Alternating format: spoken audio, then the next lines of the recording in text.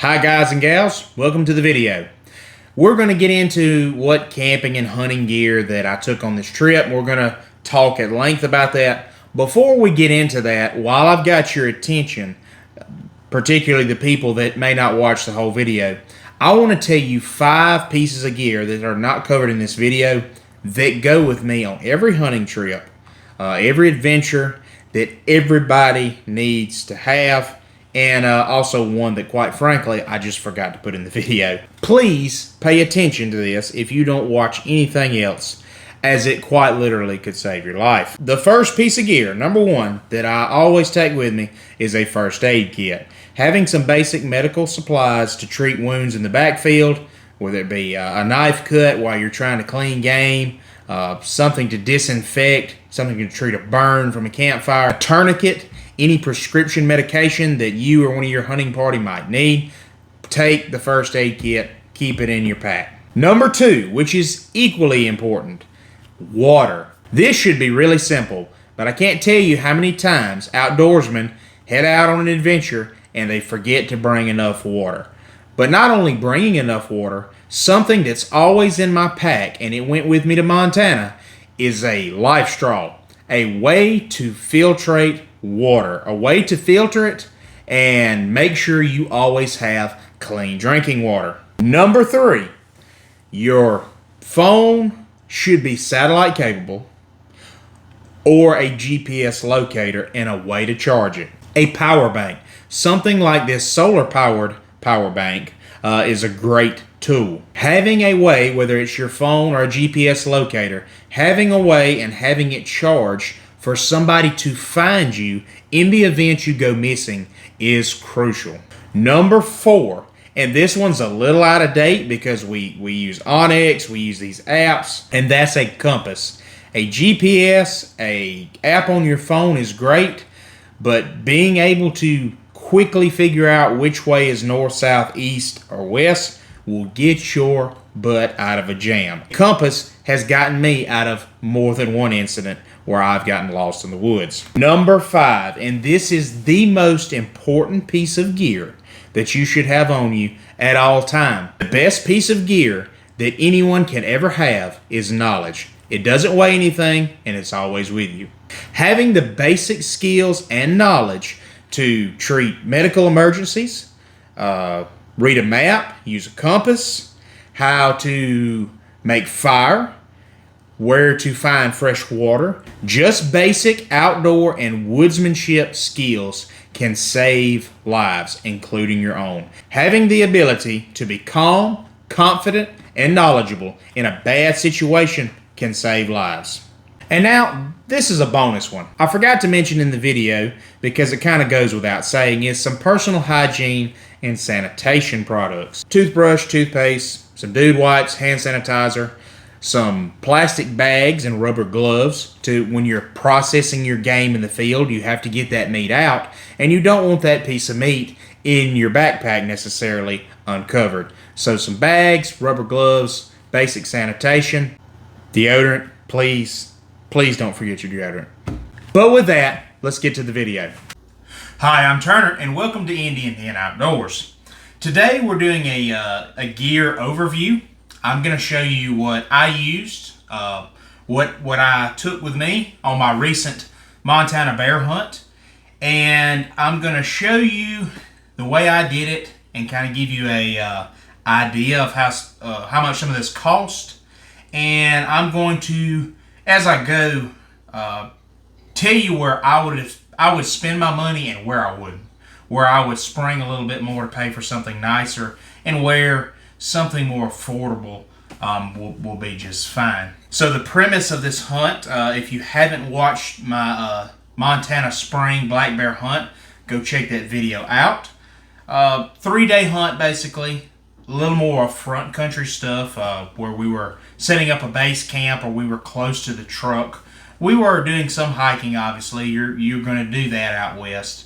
But we weren't just trekking in for a week at a time, 10, 12 miles, whatever. So this is a good beginner hunt. If you are new to this and you've always wanted to try hunting out west, this is just kind of for me, in my mind, a entry-level, first-time DIY out west hunt. So some of this stuff is going to be just fine for that. Some of this stuff, if you're getting serious and you're going to go on a 1 week, week and a half, 2 week adventure into the wilderness, you're probably going to want to get some nicer stuff that's more suited towards that. But this is kind of balling on a budget, as I say, and a lot of this stuff pulls double duty for me. Not only is it, I didn't buy a bunch of stuff specific to go on one hunt out west. A lot of this stuff I use back home in Mississippi during whitetail season as well. Excuse me. Cut that out. Hey, quick announcement. I would like to announce the start of my new podcast. Now, we do some outdoors, but this is going to be multi-topic. So when you get a chance, check out the Lost in Stupidity podcast. Join me, Chris, and Will as we tell stories, do fascinating interviews, and navigate everyday life, because we all tend to get lost in stupidity. Check us out wherever you get podcasts. Spotify, Apple Music, Amazon Music, a bunch of other platforms I've never heard of, and YouTube. You get the idea. You got options. Check us out, give us a follow, and please leave us a kind review. Be nice. So for starters, let's go with shelter, sleeping. Let's start on my left and work our way across. So for shelter, I always use a hammock, Eno, which is a name brand. I use a hammock setup. You've seen this in several of my videos. This is just a cheap one I picked up at a state park because my old one that I had used for years, my wife bought for me back when we were dating. It actually, it finally gave up the ghost. It ripped while I was in it and sent me to the ground. Because there's so many brands that make these now, you can get a nice one for an affordable price. Eno is a great product. I've used Eno stuff for probably 10 years or more, but they are a little more pricey. You can get Academy's brand, the Magellan. You can get a double hammock, which is what I recommend if you're a larger guy. It's wider. It's a two-person, but for someone like me, it's a one-person. You can get one of those from Academy for about $40. So I use a hammock, and this is my Rainfly.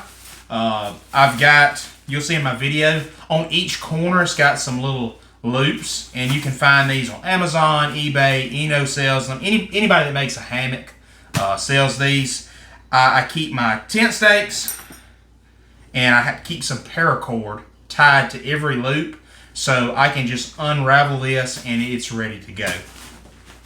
Now this is, depending on the weather and where I'm going, this is a bug net, and you can see all this packs down really small. That's a bug net that goes over my hammock, and to save space in my backpack, depending on the time of year, temperature, where I'm at, I will substitute either the bug net or this. I purchased this, and it packs down to about half the size of a football.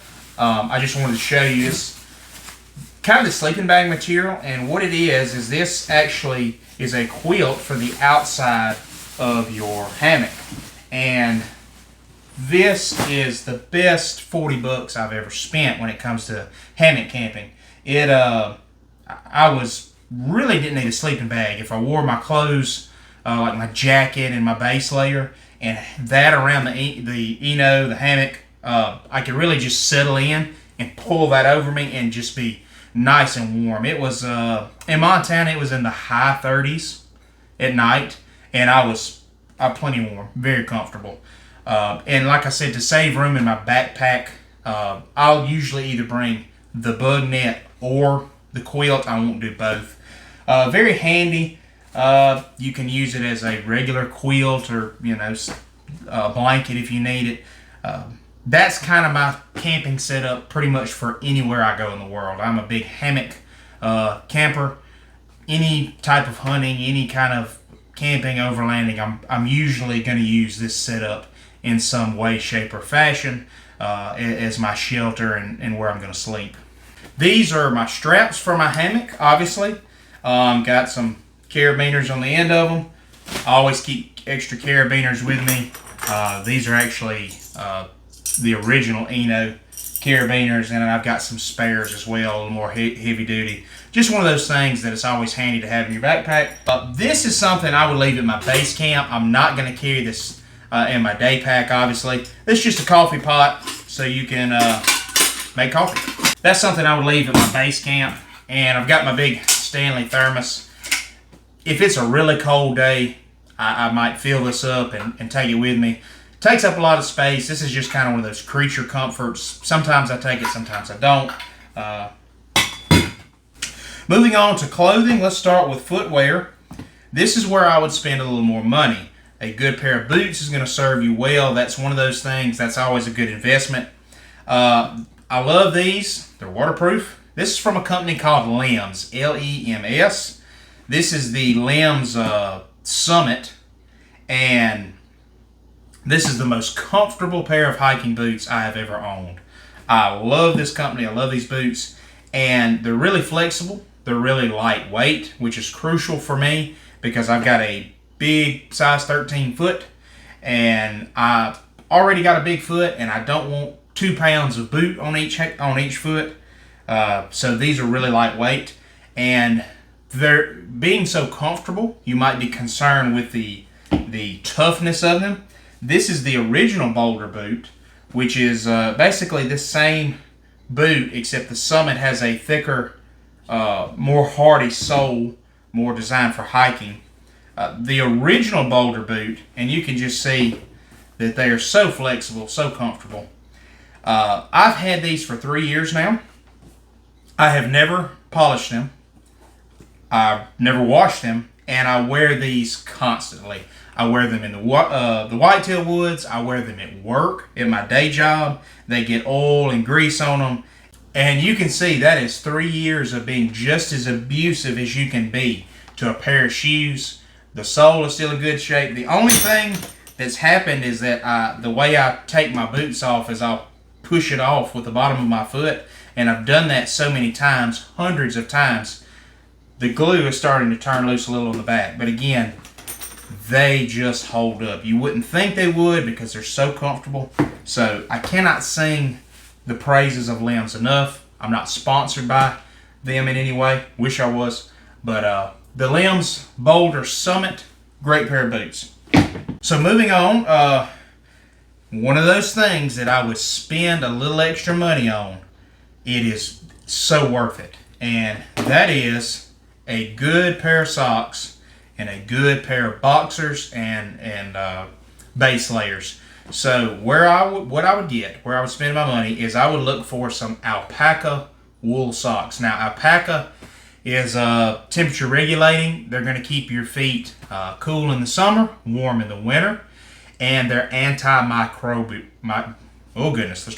It's antimicrobial, which means that they don't stink. It sounds a little gross, but if you wear these 2, 3, 4 days a week with in the backcountry and you're not washing them, they don't stink. They don't smell. Same thing with merino wool. I would invest in a pair of merino boxers, a couple pair of merino base layers for that same reason. Wearing them a few days in a row, they're not going to get odor. This is from a company called Willow Lace. They're a little bit more affordable. They're all good. Darn Tough socks, Hollow, Willow Lace.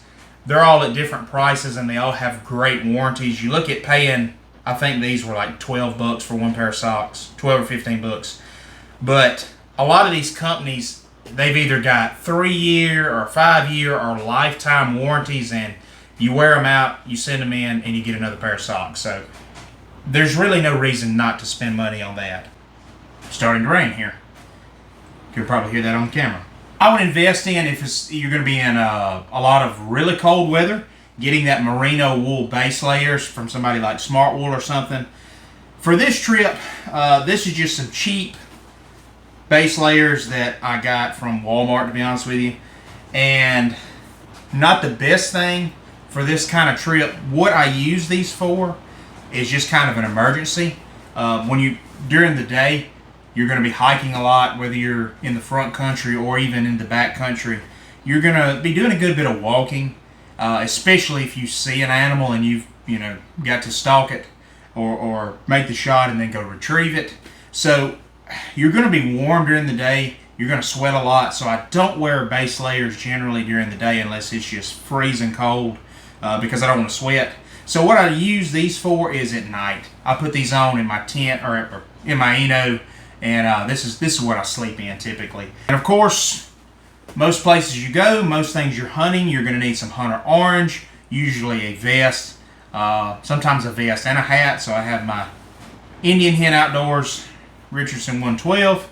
Do a little shameless plug. Get a lot of questions on the logo, and it's a good conversation starter. Stocking cap, that's a must, especially at night, trying to sleep. You're going to want a good set of hiking pants, and again, there are some great companies out there that make stuff purpose-built that's antimicrobial. It's tough. It's made for those 2-week long trips, maybe longer. That's not what we're doing. If you're like me, most of us in working America, we're going to take short trips. We're going to test the waters to see if we like this or not. So this is just a good pair of pants. It's just Magellan. They come from Academy. They make 2 sets of hiking pants. I forget the names, but one of them has a higher SPF rating, a higher UV rating. This is that pair, whatever that higher number is. I think it's the SPF 50 maybe. But just their Magellan hiking pants that have the zip-offs at the knees to make them into shorts. Really pleased with these. I chose a solid color, this kind of OD green, because if you're in Montana in the warm weather, ticks can be really bad, and it's a little easier to see ticks crawling on your legs with a solid color. These are about $40 at Academy. Right out of the gate, I wouldn't go spend $100, $120, $150 on a pair of hiking pants. I just wouldn't. I'm pleased with these. I think these will last most people just fine. And then if you get into serious adventuring down the road, then you can look into investing something like First Light or one of these other brands. For a spring black bear hunt, you'd have cool nights and warmer days.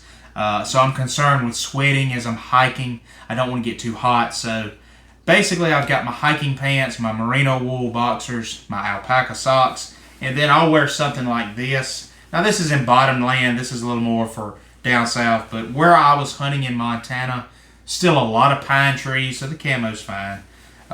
This is from Nomad, and it's just I think a polyester blend, but it's a perforated shirt, perforated long sleeve to allow for ventilation. This is a early whitetail season shirt for hot weather. So this is what I would wear during the day and I can unbutton it, I can roll my sleeves up to try and stay cool and try to keep from sweating as I'm moving around in the heat of the day. As night falls, or if I'm on a long sit glassing or around the camp at night, it gets a little cooler. I love flannels. I'll put a flannel on. This is just, it's the only Walmart flannel that has ever lasted me. This is probably my favorite. You see it in a lot of videos. It's just nothing special. It's a Walmart flannel. You also see me wear stuff like this that's really, really warm. This is from Dixon Flannels. I'll wear these, and there's a couple other companies.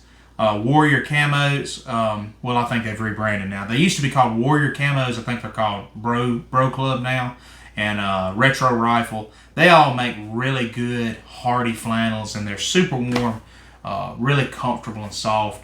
And I always have a flannel somewhere nearby. Moving on to the heavy stuff. This is my jacket that goes with me on many adventures. You've probably seen it a time or two. This is from a company called Bearskin. And a few years ago when someone gifted this to me, Bearskin was kind of this, like an infomercial. Nobody really knew a lot about them. They call it a tactical jacket, I believe. But it has turned out to be a fantastic jacket. It's one of my favorite pieces of gear. And the company has really come on. They've made a new version now that you can actually layer up.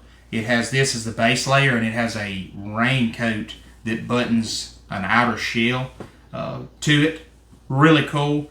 Love this jacket. It is so warm. I'm not sure what it's even made out of, but it's got probably a dozen pockets. I'm exaggerating a bit, but 2, 4, 6, 8.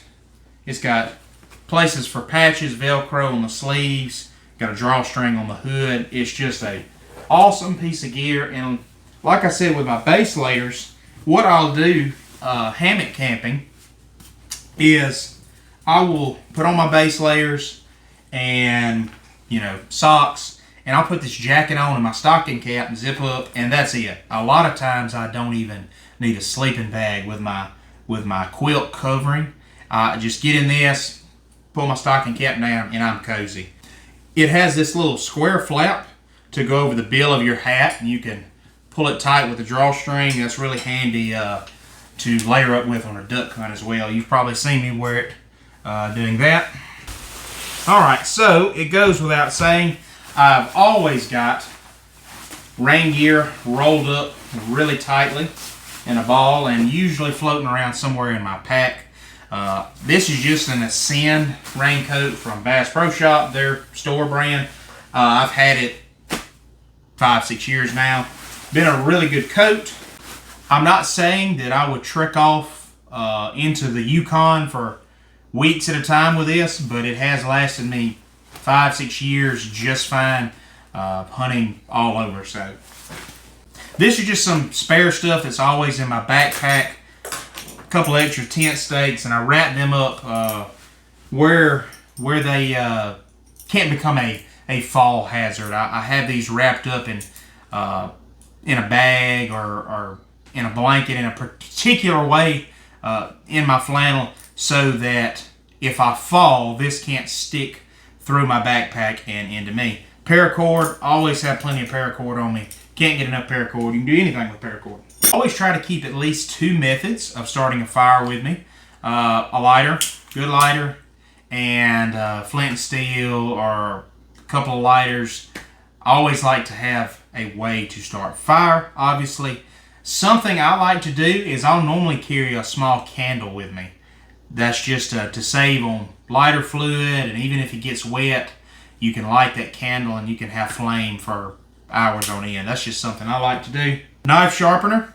Crucial that all your tools, your blades are sharp out in the field. So that brings me to my next area where I would spend a little more money. This is your knife, obviously. This one is custom made. Got my initials on it. My brother-in-law gave this to me. One of his friends, whose name escapes me, this is his company, TCT, and made this knife. Very good quality. I would spend a little more money on a good blade. A good fixed blade knife, there's just 1,000,001 uses, from cleaning game, cutting paracord, even cutting small limbs and whittling small trees for kindling to get a fire started. You've got to have a good blade in the outdoors. That is essential, and where I would invest a little bit more.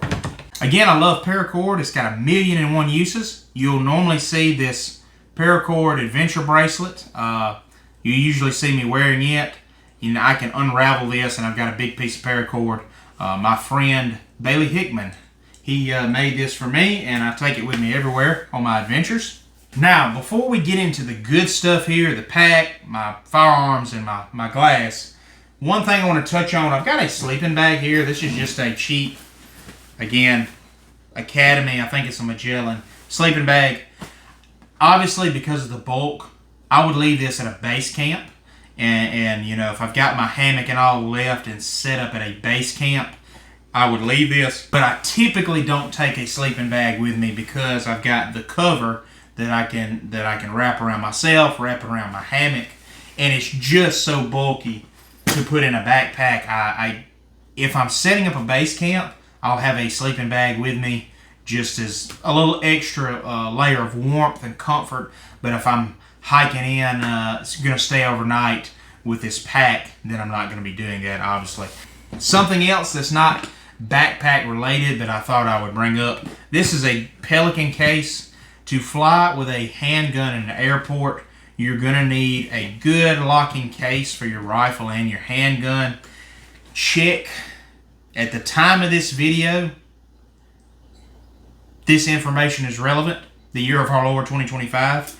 There may be some variances from where you're flying, who you're flying with, and what time you find yourself in. But as of right now, this is just a good Pelican case that locks, and you will need a lock for every hole in the case. So if there's 2 holes in your gun case, you need 2 locks. These, you can find them at any box store. These are just the tumbler locks. I call them the rolling little combination. And whatever lock you use is fine as long as it's approved by the airport. See, it has a little slot for a master key. So that allows a airport worker to, or excuse me, TSA worker to use their master key to unlock it and check your gun if you're not there. So if you don't do that, they may not accept it at all. And if they do accept it, you could end up with your lock being cut. Again, it depends on the airline, and I'm going off of info right this second. You cannot fly with a loaded handgun, obviously. The ammunition has to be separate. As you can see, this gun is empty. I'm carrying a revolver, so I just took the extra step and put the lock through the barrel. If you've got a semi-automatic handgun, obviously you would take the magazine out and have it separate. Here's where it gets tricky. I've heard some people say that you can or cannot have a loaded magazine as long as it's separate. I do know this, whatever gun you've got, they are perfectly fine with, and they like the ammunition in its original box, or in some box, preferably the original. And as long as you do that, let's say you didn't have a revolver, you got a semi-auto handgun. If you had the semi-auto handgun in there, the magazine removed and empty, and the ammo was in its original box, you can put it all in there together, lock it up just fine, no problems. That's how I flew revolver, because it doesn't have a magazine. I opened the cylinder and ran my lock through, and then I had the ammunition in its original box. All that is subject to change. You need to do the due diligence of seeing what laws apply at the time of your flight and where you're flying to. The laws, for instance, I'm coming from Mississippi, flying out of Louisiana into Montana. Well, the gun laws for the state I'm flying into may be drastically different than the state I'm flying out of. So you need to check that so that when you land and get out of the airport, you don't get into trouble. Same goes for the rifle. You're going to need a good hard case, like a Pelican case or something, and the appropriate locks. Magazine out. If you have ammo, make sure it's in the original package, separate from the firearm. All right, now for the fun stuff. Obviously, the backpack. This is one of those areas that that's the next thing I would upgrade. If you're getting into bigger and longer adventures, you're going to want a little bit bigger pack, more like a full-on hiking pack. This is more of what I would call a day pack. This is, again, from Walmart, about $40. It's a 30-liter backpack. Got plenty of compartments and storage, your storage on the outside. It's a little more rigorous. This is, again, what I would call a day hiking pack because you've got buckles to kind of help take the weight of it, to distribute that weight evenly as you're hiking. Got buckles on the back to hold everything in place. Again, about $40. Didn't break the bank. That's one of those things, as we're getting into longer adventures, that would be the next spot I upgrade, is I would get a bigger, a little more hardy backpack. But again, for what I'm doing, this does just fine. Now, the fun stuff. Here's a big one. Here's where I would spend the most money for a trip like this. And these are just an old pair of binoculars that were gifted to me. They're about 10 years old. I would spend the extra money and get good glass, because when you're hunting out west, you're going to spend hours and hours and hours looking through binoculars or a spotting scope. It can get old and exhausting having to hold binoculars the whole time. You can do that. You might want to look at a spotting scope, but at the minimum, and you can get this at your local box store, I would buy the nicer, at least around $200, the nicer binoculars, something maybe from Burris or Vortex that you can find in a box store. I would do that. These little small binoculars, they were not the best tool for the job. I will say that. But I would invest in something like that. But still, an 8x32 binocular, it's going to be fine. And we'll get into that with the scope and how powerful you want the scope. So, as far as this is the big topic, and I've already done a whole video on this, bear protection, my sidearm, because we were in the edge of grizzly country.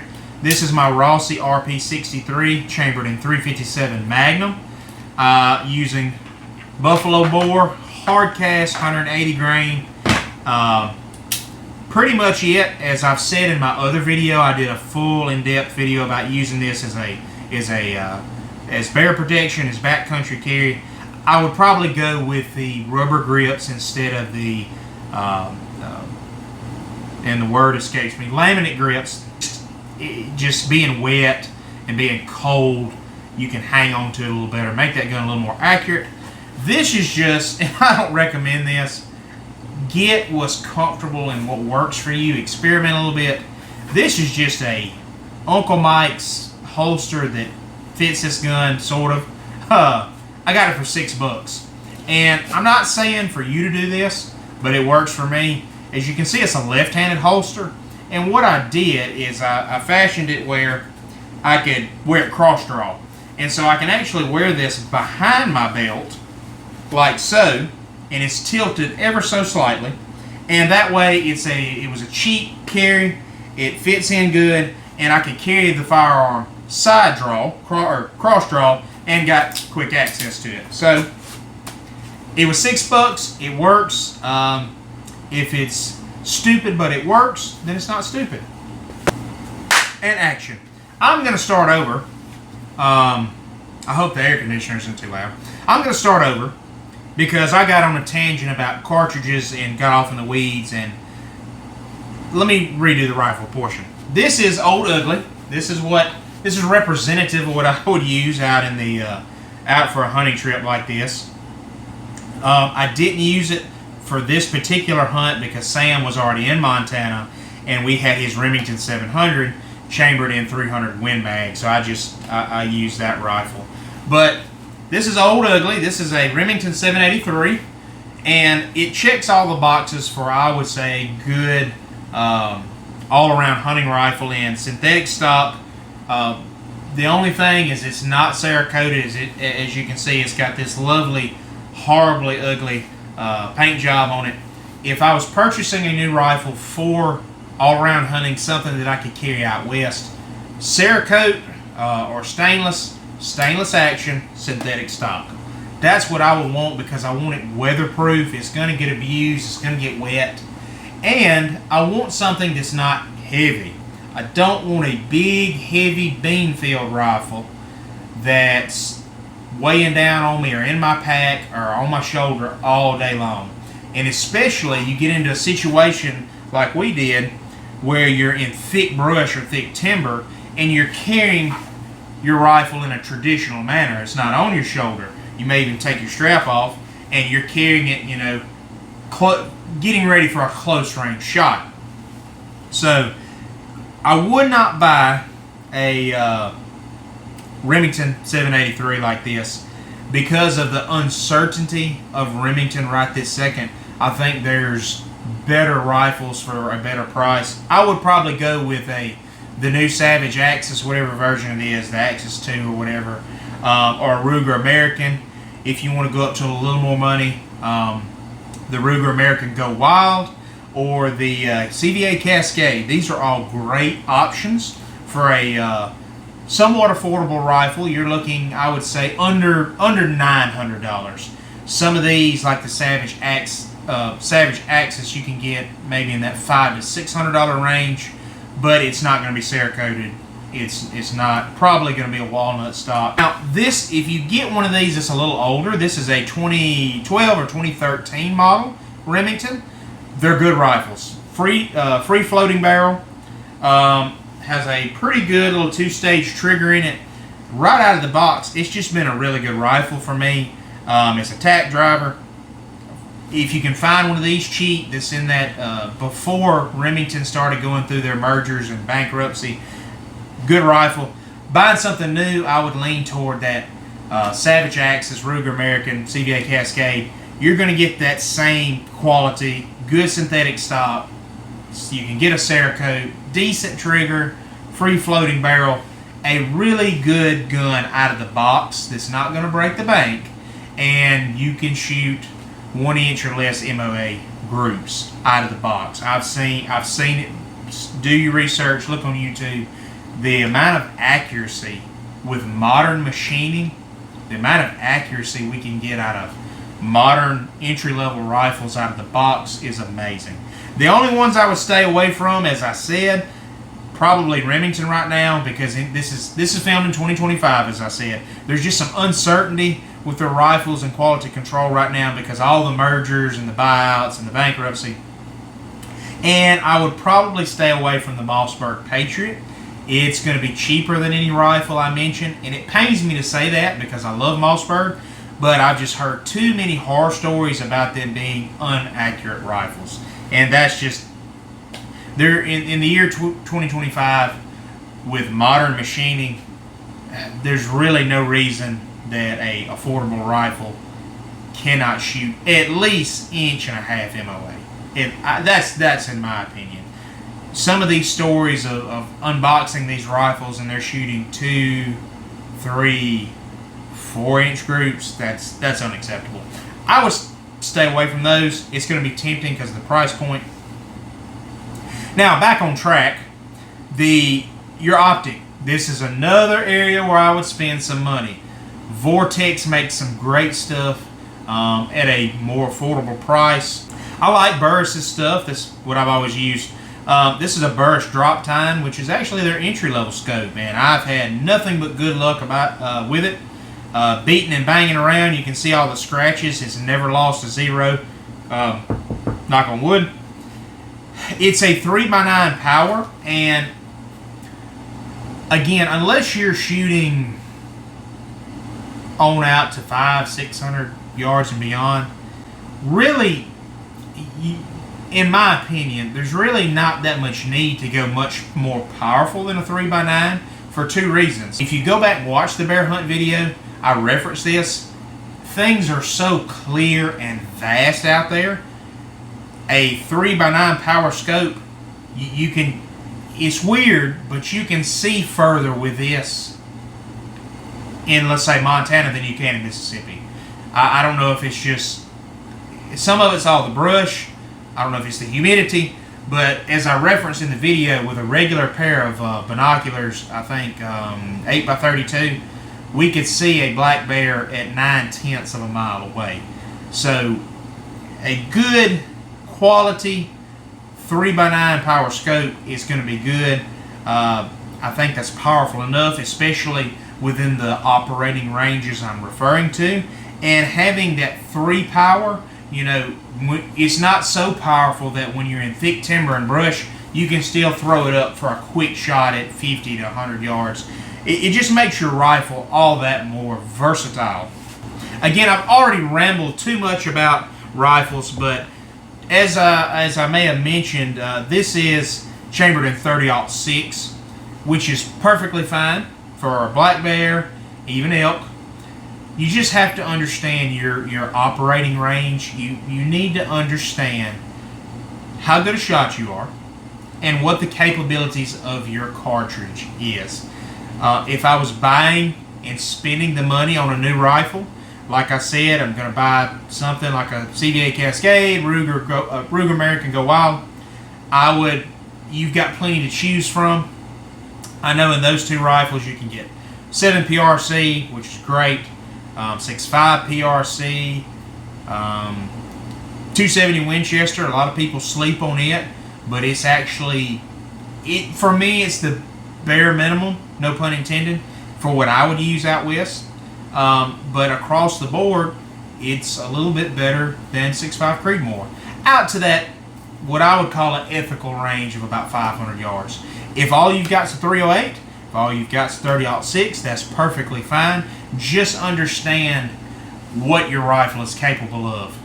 With this 30-06, I would gladly carry this for elk hunting. In my mind, I just know that I'm not comfortable shooting this firearm at an elk past really 300 yards, maybe 350, because you start getting a lot of drop with the 30-06 at that 400 yard mark. I'll do a full video on that at some point.